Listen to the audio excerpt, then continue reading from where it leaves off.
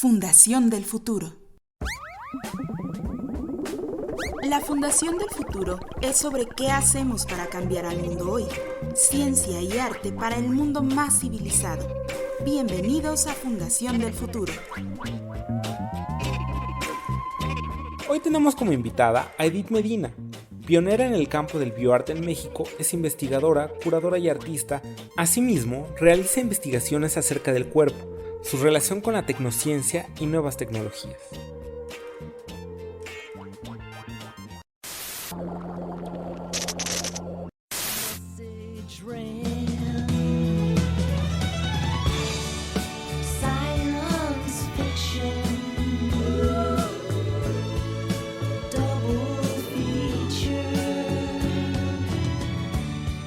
Bienvenidos a la Fundación del Futuro.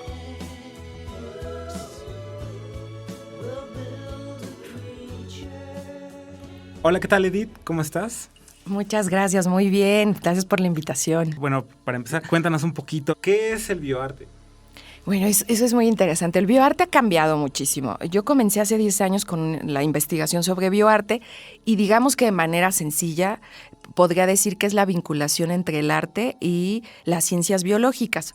Biotecnología en su momento, y ahora yo diría que ya el espectro es mucho más grande a las ciencias biológicas, porque no es solo biotecnología, sino también cuestiones que tienen que ver con biología sintética, con bioquímica, y el margen es muy amplio, entonces digamos que puedes utilizar cualquiera de esos medios para generar proyectos artísticos. Y bueno, he visto sobre tu obra, sobre tu trabajo, que tiene mucho que ver con transformación biológica, transformación de la sociedad. Sí, a mí me parece que usualmente pensamos separado el mundo científico del mundo cultural y del mundo incluso político, y en realidad es un todo, es integral. Entonces, un poco mi trabajo trata de vincular aspectos sociobiológicos, que yo le llamo de esa manera, y de esa manera la gente pueda asimilar cómo estos procesos biológicos tienden a tener una importancia vital en la construcción de incluso de lo que pensamos de nosotros mismos. Por eso tengo esta pieza que es sobre lágrimas, ¿no? Lágrima viva, en donde hago como esta relación entre pues la idea de la lágrima científica y la idea social, y cómo se vinculan y la importancia que tiene llorar en una sociedad como la nuestra. ¿Y qué dicen las lágrimas de nosotros, por ejemplo? Ay, las lágrimas es un proceso bellísimo. Pues bueno, dicen muchas cosas. Ahora hay más investigación sobre el proceso del llanto en general, pero es vital para el ser humano, biológicamente hablando, porque es igual que casi como procesos como orinar, o sea, excretas, y esas excreciones hacen que nuestro cuerpo tenga funciones vitales, incluso para procesos cognitivos. Pero a nivel social es muy interesante porque las lágrimas sí determinan condicionamientos y conductas. Hay una serie de investigaciones. Para mí la parte más importante del proyecto de A Lágrima Viva fue justo lo que descubrí cuando les pedía que lloraran. Yo quería demostrar que no solo uno llora de tristeza, sino de alegría, de diferentes emociones. Casi todas las mujeres lloraban por una emoción que no era felicidad. Habrá que decirlo. Pero era muy interesante porque descubrían que incluso los patrones de cómo llora son distintos en cada mujer. Sí hay una diferenciación entre las lágrimas de unas y de otras, y que ese llanto también nos ha condicionado socialmente para entender al otro desde un lado emocional muy específico. Que realmente a mí lo que me interesaba no era solo el espectro científico, sino el espectro social, ¿no? Entonces, encontrar como estas relaciones entre cómo entendemos el llanto como construcción cultural y cómo lo entendemos biológicamente. Si nosotros lloráramos una vez a la semana, hombres y mujeres, no tendríamos que ir tanto al terapeuta, al psicólogo. De verdad, está comprobado por las hormonas que excretamos y los procesos que nos liberan. Entonces, yo sí tengo como hábito llorar, entonces lloro mucho. Eso me parece muy bien. Digo, por todo lo que hablamos ahorita. Pero también bioquímicamente, ¿hay alguna diferencia entre llorar por la simple lubricación del ojo y una lágrima claro, que trae sentimientos, digamos? Sí, claro, completamente. La estructura bioquímica de la lágrima o el llanto emocional es completamente distinta. En este caso en específico del proyecto le interesaba únicamente las lágrimas emocionales y lo que nosotros queríamos comprobar era que había diferencias bioquímicas en cada una de las emociones, es decir, cuando estoy contenta, cuando estoy triste, cuando estoy enojada. Esto era complicadísimo bioquímicamente porque nos llevaba mucho tiempo y se convertía ya en un proyecto de investigación científica. Exacto. Incluso hay un artista que ha tomado microfotografías en el que se ven las diferenciaciones entre una lágrima emocional y una lágrima basal, que es aquella que te limpia. Entonces sí, completamente. De hecho, la importancia de las lágrimas emocionales es justo esa, que bioquímicamente contiene una estructura completamente distinta. Nosotros lloramos todo el tiempo, o más bien tenemos lágrimas todo el tiempo, pero no las vemos porque no salen. Entonces, por ejemplo, en este mismo instante nosotros tenemos lubricación en el ojo y eso también se le considera como un proceso de lágrima. Uh-huh.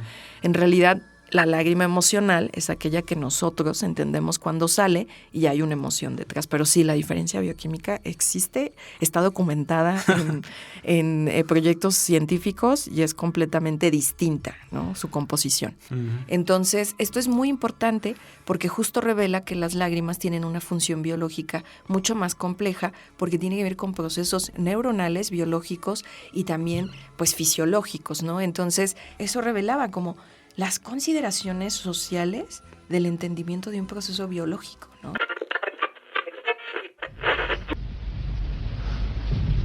He visto cosas que ustedes nunca hubieran podido imaginar.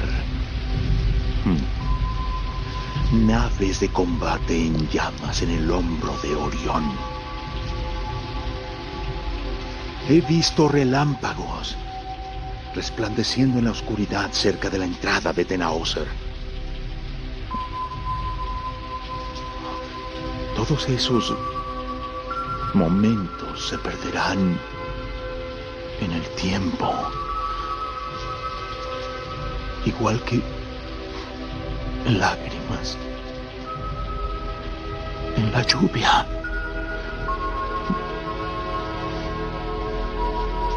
Llegó la hora de morir.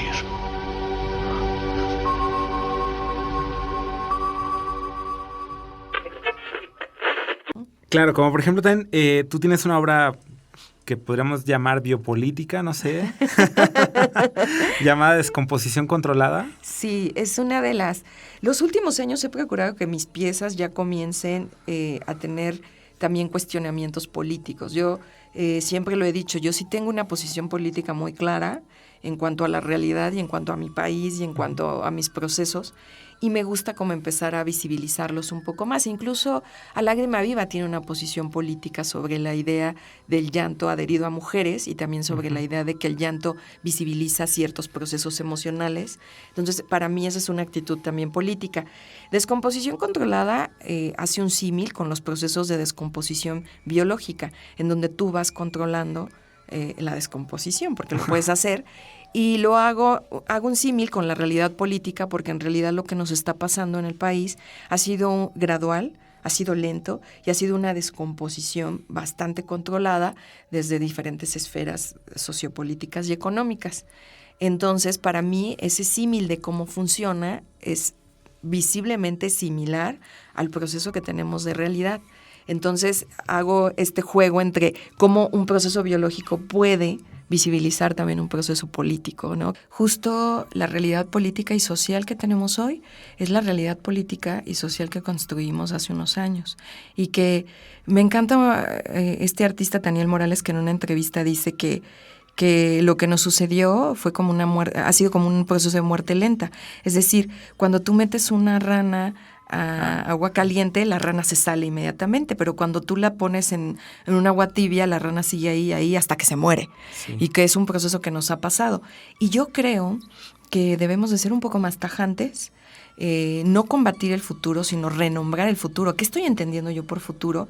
¿Y cuál es mi posición en el futuro? Entender que nuestra posición no es, les dejamos a las nuevas generaciones que construyan el futuro. Sí. Es, no, a ver, o sea, el agua caliente ya nos llegó y nos está matando.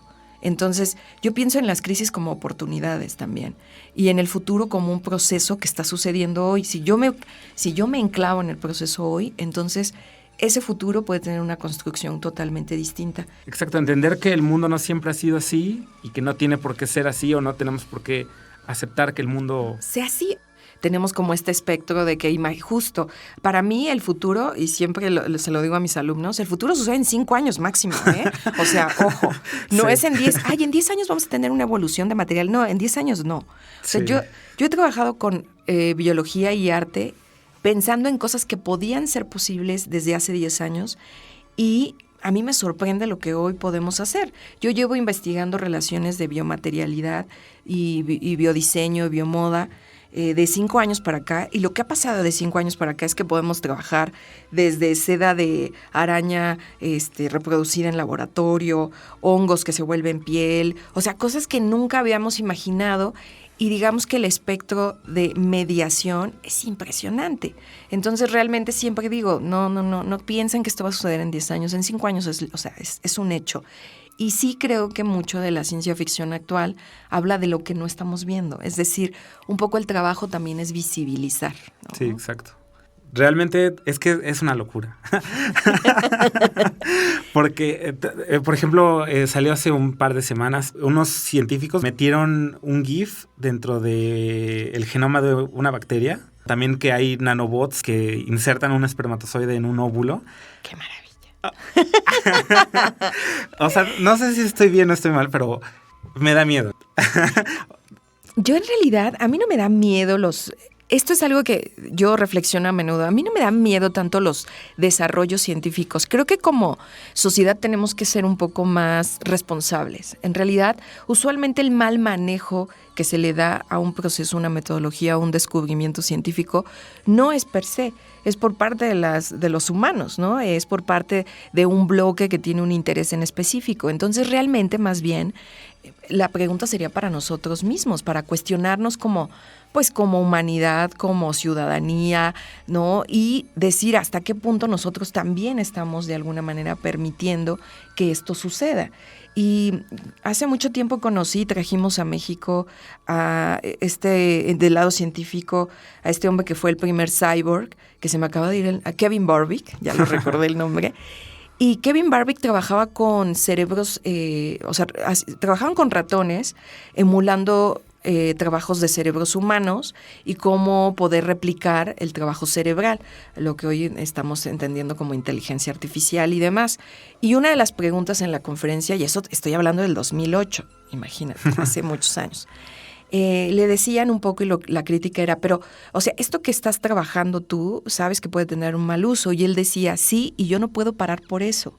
O sea, si yo me paro y me pongo a pensar el mal uso que alguien puede dar de esta investigación, pues no podría hacer nada. Y sin embargo, esta investigación puede funcionar incluso para gente que no tiene movilidad corporal y que podamos desarrollar una movilidad a partir de sus ondas cerebrales y de sistemas eléctricos cerebrales. Y los beneficios pueden ser muchos, pero yo no puedo evitar. Él decía, yo personalmente y mi equipo y todo el lugar, porque él trabaja en la Universidad de Reading, no estamos haciendo un mal uso, pero yo no puedo evitar que alguien pueda tomar como referencia esta investigación y llevarla a un lugar terrible. Y eso es realidad, o sea, y es como con todo, hasta con algo mucho más sencillo. O sea, no es solo pasa con la ciencia, ¿no? Pasa como desde lugares muy locales hasta los más grandes. El espectro de que alguien llegue y lo haga o lo use de manera terrible es algo que está ahí presente, ¿no? Desde la clonación hasta... Solo que algunas veces también, pues los procesos son más complejos y las utilidades y las implicaciones también son más complejas, ¿no? Insisto, ¿cómo saben que todos son hembras? ¿Sale alguien al parque y les levanta las faldas? Controlamos sus cromosomas. La verdad no es tan difícil. De hecho, los embriones de los vertebrados son femeninos. Una hormona añadida en el momento justo de su desarrollo los convierte en masculinos. Nosotros se la negamos. ¿Se la niegan? John, ese tipo de control no es posible. Si algo nos ha enseñado la historia de la evolución es que la vida no puede contenerse. La vida se libera y extiende a nuevos territorios, rompe las barreras, peligrosa y hasta dolorosamente, pero... bueno, así es. Así es. Dice que un grupo compuesto enteramente por animales hembras puede... ¿procrear? No, yo solo digo que en la vida se abre camino.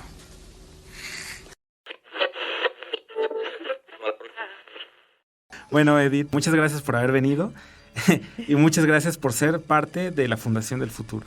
Muchas gracias por la invitación y pues esperemos que ese futuro, de verdad, que va a llegar en 3 años, sea el futuro que queremos, ¿no? Perfecto. Gracias. Muchas gracias. Gracias por ser parte de la Fundación del Futuro. Producción y conducción, Jesús Campos Salgado. Locución, Leslie Onofre.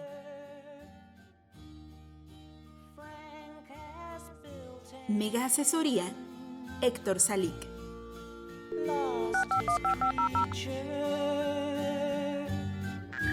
Darkness has come.